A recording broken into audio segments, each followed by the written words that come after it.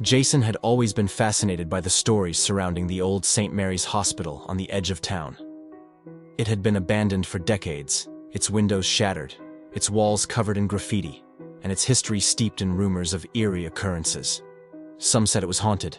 Others claimed dark experiments had taken place within its crumbling walls.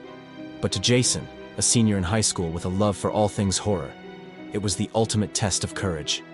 "Come on, guys. It'll be fun," Jason urged, flashing a grin at his two best friends, Matt and Eric. The three of them stood outside Matt's house, the cool autumn air carrying the distant sound of crickets. Just think about it. How many people can say they've actually explored a real haunted hospital? Matt, taller than the others and usually the voice of reason, crossed his arms. Breaking into an abandoned building in the middle of the night? That's not fun. That's trespassing.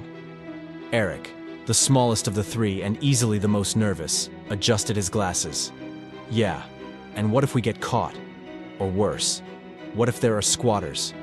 What if the floor collapses? Jason rolled his eyes. It's been standing for decades. One night isn't going to make it suddenly fall apart. Look, you guys are acting like little kids. We're high school seniors. This is our last year together before we go off to college. Don't you want to do something memorable? That struck a chord with Matt and Eric. Senior year had been flying by, and soon they'd all be heading in different directions. After a moment of hesitation, Matt exhaled and nodded. Fine.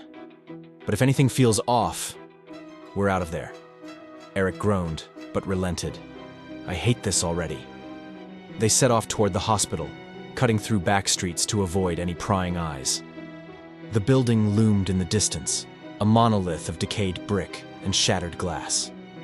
The wrought iron gate at the entrance was rusted but still standing, its chains broken long ago by previous trespassers.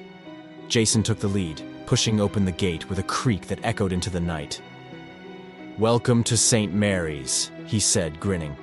"Home of nightmares."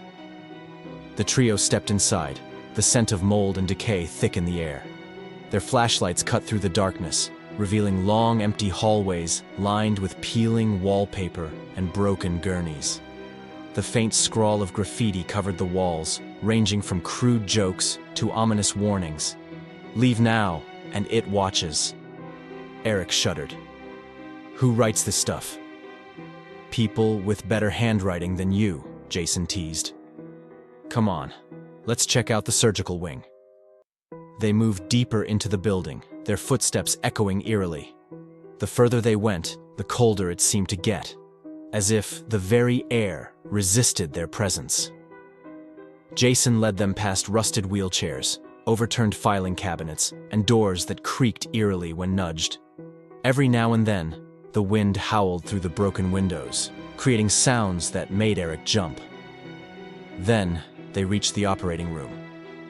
The massive, rusted surgical table sat in the center, surrounded by shattered lights and broken medical instruments. A dark stain covered the cracked tile floor. Jason shone his flashlight over it, smirking.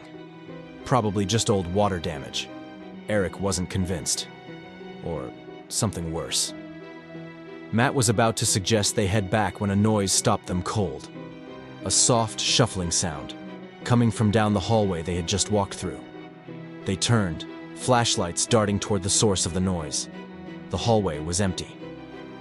"Okay, that was definitely something," Eric whispered, gripping Jason's arm. "We should go." Jason hesitated, then nodded. "Yeah, let's get out of here." They retraced their steps quickly, moving toward the exit. But as they neared the main hallway, the temperature dropped drastically. Their breath became visible in the air. And then, the lights flickered. The old hospital had no electricity. A deep, guttural breath echoed through the hallway behind them. They ran. Footsteps, heavy, deliberate, followed them, keeping pace. Jason dared a glance over his shoulder, but the beam of his flashlight caught nothing. Just the yawning darkness pressing in around them. They reached the entrance, stumbling through the doorway and back into the night. The moment their feet touched the cracked pavement outside, the noises stopped. The unnatural cold vanished. Panting, they turned back toward the building. The hallway was empty. just as it had been when they first entered. Matt swallowed hard. Never again. Eric nodded furiously. Agreed. Jason, for once, had nothing to say. They walked home in silence, the weight of what they'd experienced settling over them. None of them spoke of it again. But the warnings scrawled on the hospital walls haunted their dreams for weeks, because something had been watching them, and it was still there.